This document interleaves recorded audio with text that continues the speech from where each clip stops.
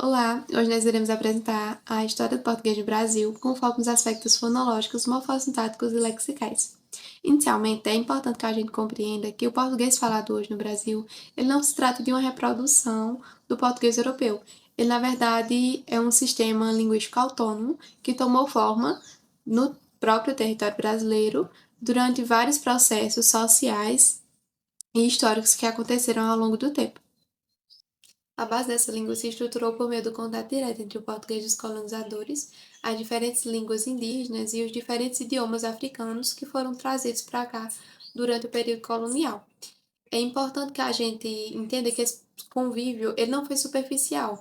Ele, na verdade, aconteceu de uma forma tão intensa que interferiu diretamente na forma como a língua passou a ser usada no cotidiano.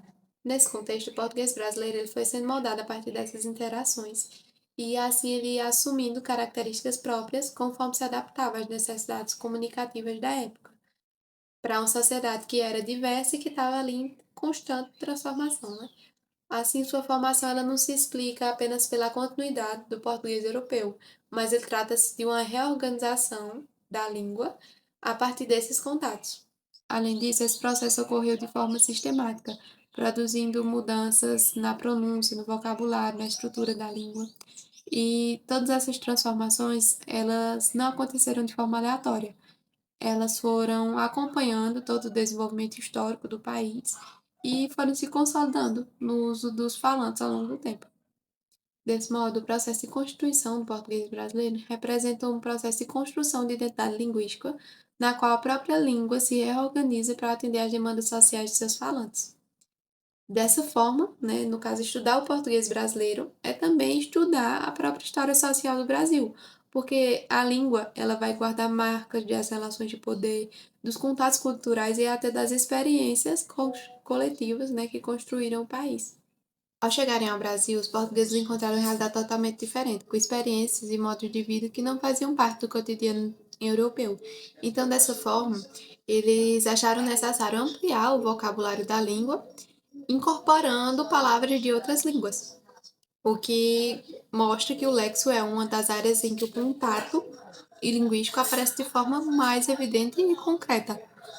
No caso das línguas indígenas, essa contribuição ela se destaca especialmente na nomeação de elementos naturais, palavras como abacaxi, mandioca, pipoca, mingau, jacaré, tapioca, revelam como os povos originários nomeavam o mundo ao seu redor e como esse conhecimento foi incorporado ao português. Inclusive, aqui na imagem, a gente tem exemplos de palavras na origem tupi. Essas palavras elas não se limitam a simples empréstimos lexicais, porque elas evidenciam que a língua portuguesa, se estabelecendo no Brasil, ela precisou se adaptar ao território, às experiências locais. Assim, o português não chegou pronto, ele foi sendo reconstruído à medida que incorporava novas formas de nomear diversos elementos da natureza e do cotidiano presentes no local. Do mesmo modo, as línguas africanas elas também deixaram marcas profundas no vocabulário do português, especialmente em áreas ligadas à cultura, às relações sociais e à musicalidade. Palavras como quilombo, samba, moleque, caçula, batuque, dengo, elas evidenciam a presença decisiva dos povos africanos na formação da cultura brasileira. Nesse caso, o léxico também funciona como memória histórica, porque essas palavras elas conservam traços de experiências sociais que foram centrais para a constituição do Brasil. Assim, quando nós usamos essas palavras no cotidiano, nós estamos mobilizando uma herança linguística e cultural que atravessa séculos. Por isso, o léxico do português brasileiro, ele precisa ser entendido como a junção entre diferentes tradições linguísticas vindas de contatos que marcaram a formação do país. Nesse processo, a língua absorve e adapta-se a elementos conforme a necessidade de vida social.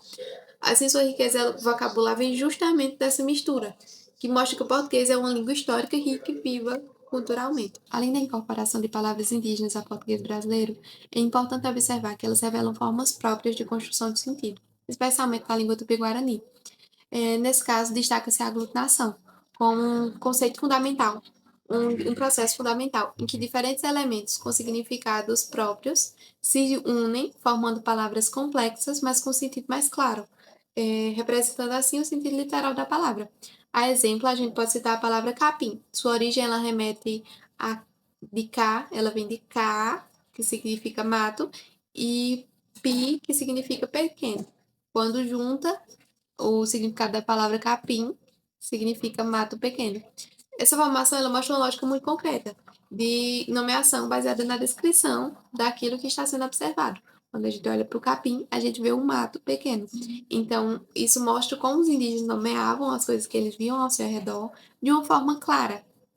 Há um exemplo também, que é a palavra capinar, que vem do ca, que é mato, e pinar, que significa cortar, o que resulta na palavra capinar. Desse modo, além da base indígena, ela já se percebe também um processo de adaptação à língua portuguesa, ao sistema do português, porque a palavra capinar já vem como um verbo integrado à língua portuguesa. Outro exemplo importante é a palavra capivara, que vem da junção de capi, que significa capim, e o ara, que significa comedor ou aquele que come. Portanto, capivara significa comedor de capim. Um outro exemplo também é a palavra caatinga, que vem de caa, que significa mata, e tinga, que significa branca, ou seja, caatinga significa mata branca. Portanto, a palavra descreve diretamente a paisagem típica de regiões secas e em que a vegetação adquire uma aparência esbranquiçada em determinados períodos do ano.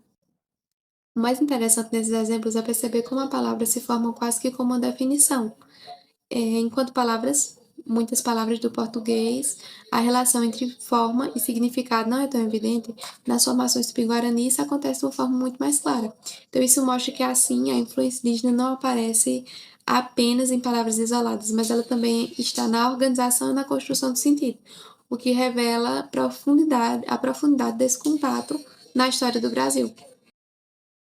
Olá, me chamo Gislaine Martins e irei falar sobre a estrutura do português e a economia linguística.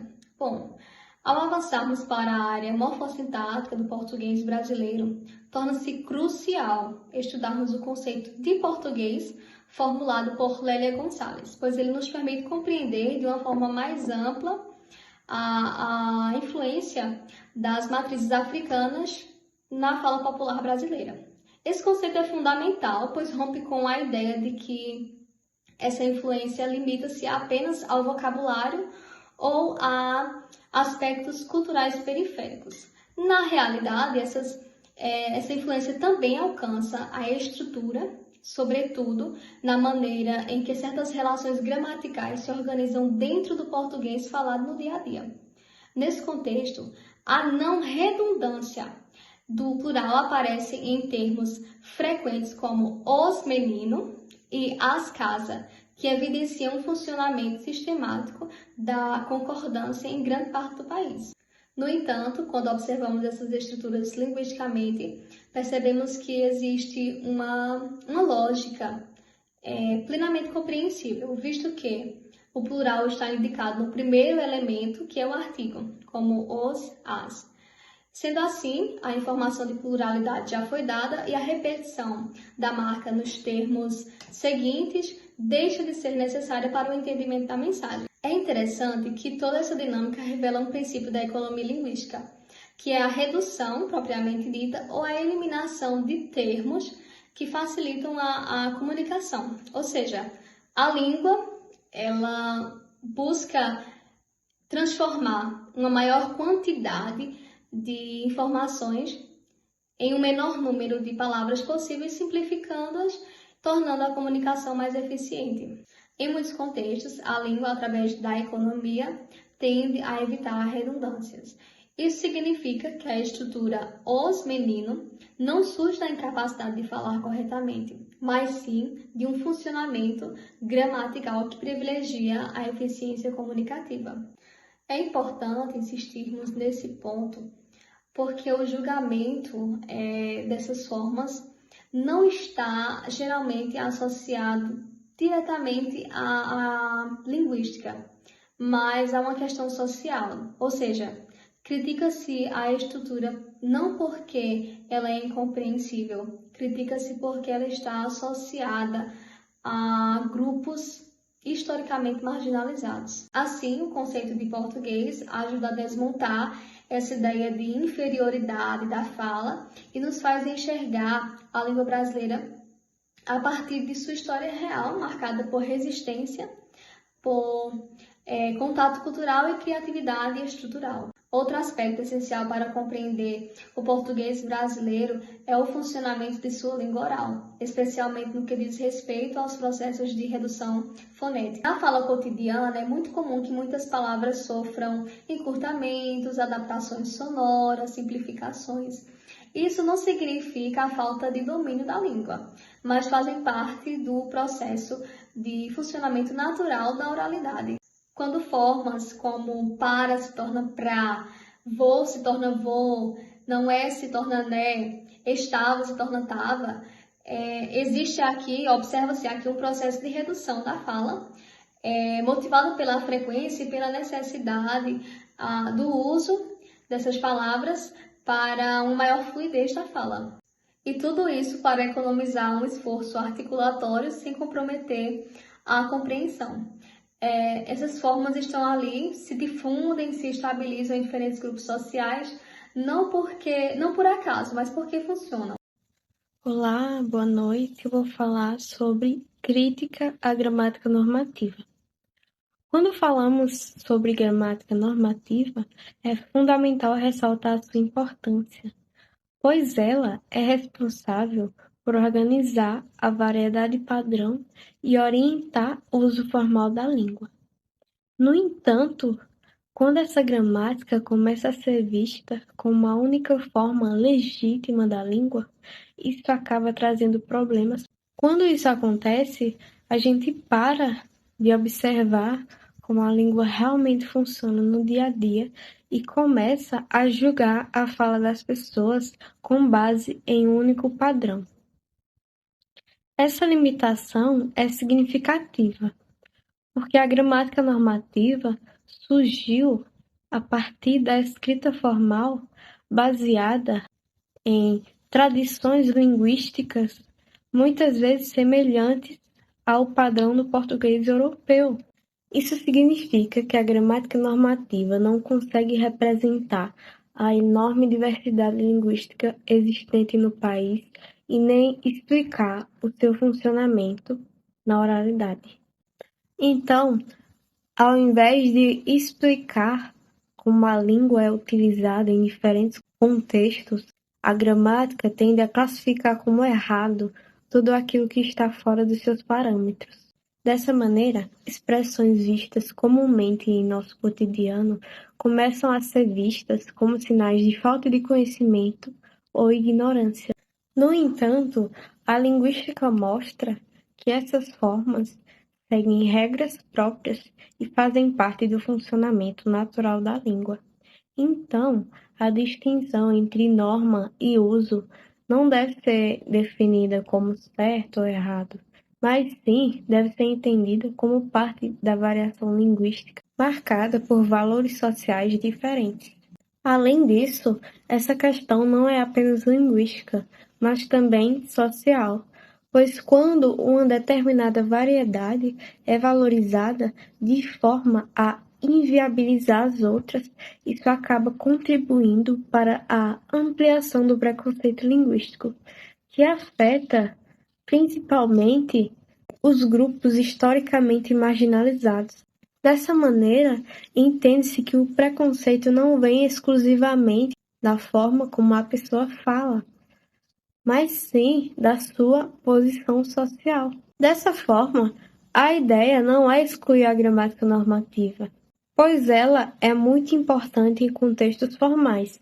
Na verdade, a ideia é ensiná-la de forma integrada com outras gramáticas, de maneira a não desvalorizar as outras formas de uso da língua, pois isso faz parte da diversidade cultural e social do nosso país. Um exemplo bem interessante de como a linguística pode combater esse estigma é o fenômeno do rotacismo. O rotacismo é a prática na qual ocorre a troca, no meio das palavras, da letra L pelo R. Muitas das vezes, a gente vê no nosso dia a dia pessoas que fazem essa troca. Por exemplo, em palavras como problema, flor, Flamengo, bicicleta, entre muitas outras, né? E muitas das vezes, esses termos são vistos como errados ou falta de conhecimento. No entanto, a linguística afirma que esse fenômeno tem uma explicação fonética, histórica e social. Do ponto de vista da articulação, a pronúncia das letras L e R, em alguns contextos, acontecem em regiões próximas na boca. Isso facilita a troca, principalmente em situações de fala rápida ou em variedades na qual esse padrão já se estabilizou. Além disso, existe um fator histórico importante. No período colonial e pós-colonial, os falantes africanos tiveram que aprender a língua portuguesa de forma totalmente desigual. Então, nesse processo, alguns sons da língua portuguesa que não tinham em sua língua nativa acabaram sendo adaptados com os recursos que eles tinham. Isso ajuda a explicar por que certas formas se difundiram em variedades populares no português brasileiro. Então, essas formas não devem ser vistas como erros, mas sim como resultado de um contato linguístico e de reorganização da língua. No cotidiano, isso fica bem evidente.